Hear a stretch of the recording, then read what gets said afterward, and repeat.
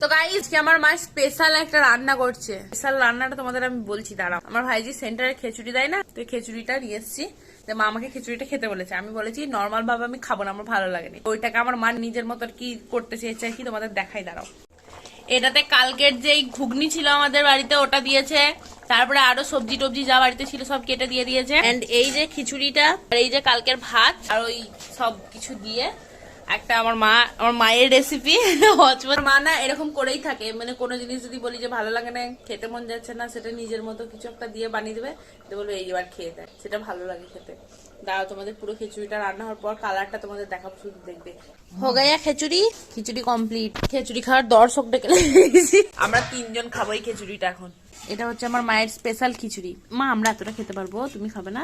গরম, খুবই গরম। এটা বল কেমন হয়েছে?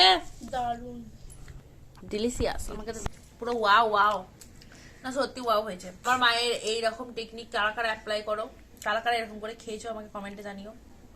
আমরা খেয়ে নি, টাটা।